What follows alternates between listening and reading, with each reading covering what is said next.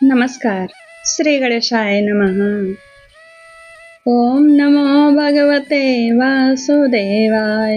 श्री कृष्णाय नमः। श्री राधा देव्यै नमः। महर्षि व्यास की जय हो। माँ भगवती सरस्वती की जय हो। मैं आपको श्रीमद् भागवत महापुराण कथा में तृतीय स्कंध से अथ द्वाविंशो अध्याय का हिंदी में अर्थ सुनाऊंगी। इस अध्याय में देवहूति के साथ कर्दम प्रजापति का विवाह। आइए सुनिए हिंदी में। और इस अध्याय में बड़े ही प्रियता ढंग से कर्दम जी ने देवहूति के सुंदरता का वर्णन किया है और साथ ही साथ अपना शर्त भी रखा है विवाह का। आइए सुनिए वो क्या शर्त है और कितने मनोरम ढंग से अपने होने वाली पत्नी देवहूति की सुंदरता का वर्णन किया है। सुनिए। श्री मैत्री जी कहते हैं, विदुर जी, इस प्रकार जब कर्दम जी ने मनु जी के संपूर्ण गुणों और कर्मों की श्रेष्ठता का वर्णन किया तो उन्होंने उन निवृत्त परायण मुनि से कुछ सकुचा कर कहा। मनु ने कहा, मुने, वेद मूर्ति भगवान ब्रह्मा ने अपने वेदमय विग्रह की रक्षा के लिए तप विद्या और योग से संपन्न तथा विषयों में अनासक्त आप ब्राह्मणों को अपने मुख से प्रकट किया है और फिर उन सहस्त्र चरणों वाले विराट पुरुष ने आप लोगों की रक्षा के लिए ही अपनी सहस्त्र भुजाओं से हम क्षत्रियों को उत्पन्न किया है। इस प्रकार ब्राह्मण उनके हृदय और क्षत्रिय शरीर कहलाते हैं। अतः एक ही शरीर से संबंध होने के कारण अपनी अपनी और एक दूसरे की रक्षा करने वाले उन ब्राह्मण और क्षत्रियों की वास्तव में श्रीहरि ही रक्षा करते हैं, जो समस्त कार्य कारण रूप होकर भी वास्तव में निर्विकार है। आपके दर्शन मात्र से ही मेरे सारे संदेह दूर हो गए, क्योंकि आपने मेरी प्रशंसा करके स्वयं ही प्रजा पालन की इच्छा वाले राजा के धर्मों का बड़े प्रेम से निरूपण किया। आपका दर्शन अजितेंद्रिय पुरुषों को बहुत दुर्लभ है। मेरा बड़ा भाग्य है जो मुझे आपका दर्शन और आपके चरणों की मंगलमय रज अपने सिर पर चढ़ा सका। मेरे भाग्योदय से ही आपने मुझे राजधर्मों की शिक्षा देकर मुझ पर महान अनुग्रह किया और मैंने भी शुभ प्रारब्ध का उदय होने से ही आपकी पवित्र वाणी कान खोल करके सुनी। मुने, इस कन्या के स्नेहवश मेरा चित्त बहुत चिंताग्रस्त हो रहा है, अतः मुझे दीन की यह प्रार्थना आप कृपा पूर्वक सुने। यह मेरी कन्या जो प्रिय व्रत और उत्तान पाद की बहन है, अवस्थाशील और गुण आदि में अपने योग्य पति को पाने की इच्छा रखती है। जब से इसने नारद जी के मुख से आपके शील, विद्या, रूप, आयु और गुणों का वर्णन सुना है, तभी से यह आपको अपने पति बनाने का निश्चय कर चुकी है। द्विजवर, मैं बड़ी श्रद्धा से आपको यह कन्या समर्पित करता हूँ। आप इसे स्वीकार कीजिए। यह गृहस्थोचित कार्यों के लिए सब प्रकार आपके योग्य है। जो भोग स्वतः प्राप्त हो जाएं, उसकी अवहेलना करना विरक्त पुरुषों को भी उचित नहीं है। फिर विषयासक्त की तो बात ही क्या है।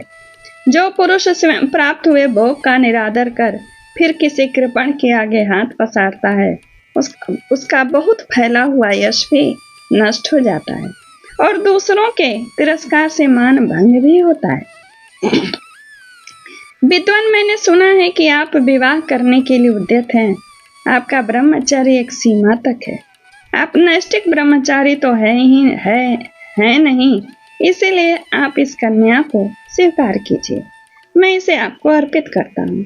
श्री कर्दम मुनि ने कहा, ठीक है, मैं विवाह करना चाहता हूँ और आपकी कन्या का अभी किसी के साथ वागदान नहीं हुआ है, इसलिए हम दोनों का सर्वश्रेष्ठ ब्रह्म विधि से विवाह होना उचित होगा। मनुस्मृति में 8 प्रकार के विवाहों का उल्लेख पाया जाता है। ब्रह्म, दैव, आर्ष, राजापत्य, आसुर, गंधर्व, राक्षस और पैशाच। इनके लक्षण वही तीसरे अध्याय में देखने चाहिए। इनमें पहले सबसे श्रेष्ठ माना गया है ब्रह्म। इसमें पिता योग्य वर को कन्या का दान करता है। यह सबसे बढ़िया विवाह माना गया है। कहते हैं कर्दम जी, राजन, वेदोक्त विधि से विवाह करने से विवाह प्रसिद्ध जो गृह्णाणामिते ये जो मंत्र है, इत्यादि मंत्रों में बताया हुआ काम संतानोत्पादन रूप मनोरथ है। वह आपकी इस कन्या के साथ हमारा संबंध होने से सफल होगा। यानी जो मंत्र बताया उन्होंने, इस मंत्र से यदि हमारा विवाह होगा तो कन्या से उनके संतान उत्पादन करने में सफल होंगे, ऐसा कह रहे हैं करदम जी। जो अपनी अंग कांति से अब उनका प्रशंसा करेंगे।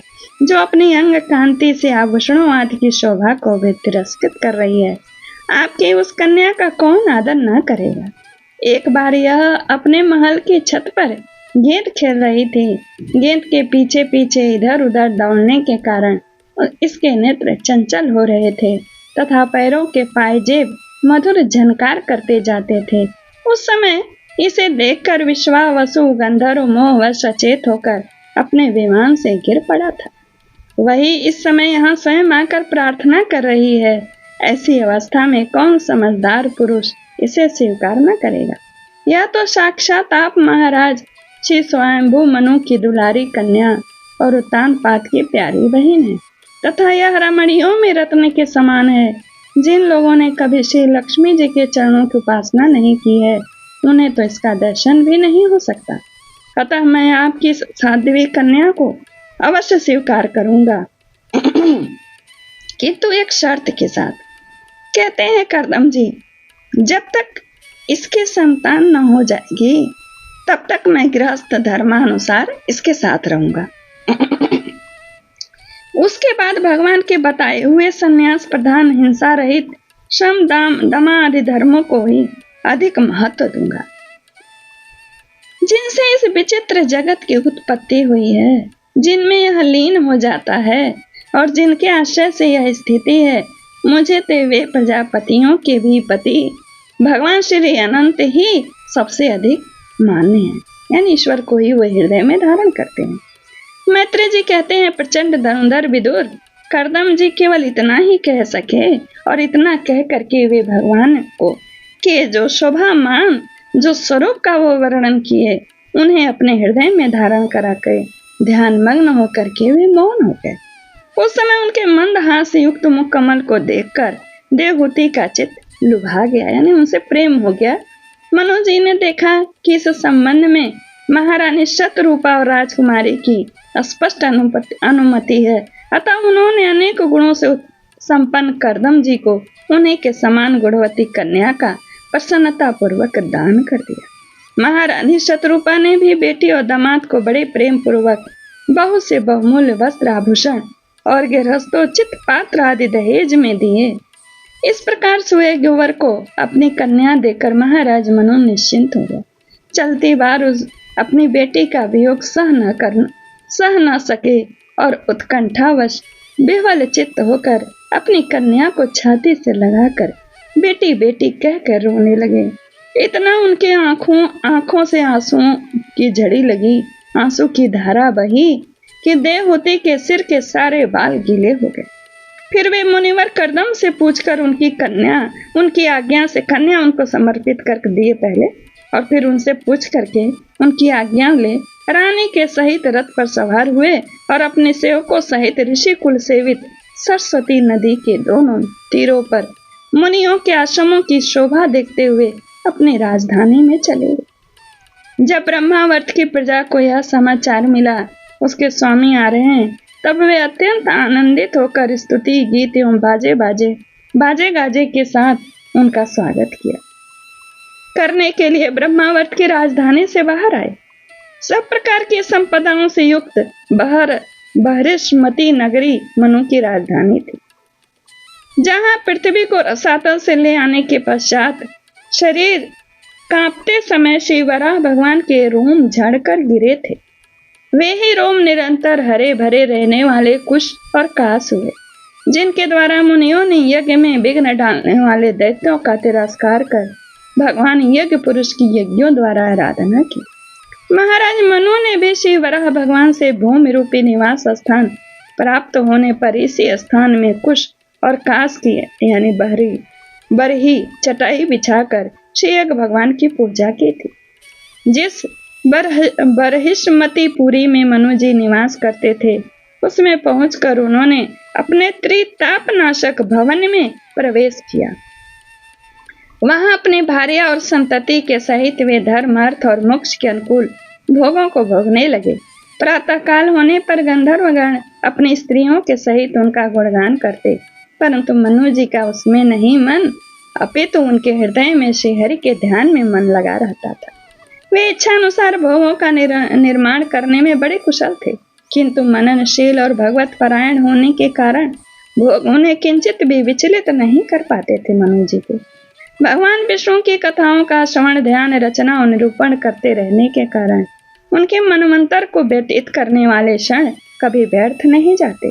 इस प्रकार अपनी जागृत आदि तीनों अवस्थाओं अथवा तीनों गुणों को अभिभूत करके उन्होंने भगवान वासुदेव के कथा प्रसंग में अपने मनवंतर के 71 चतुर्युग पूरे कर लिए।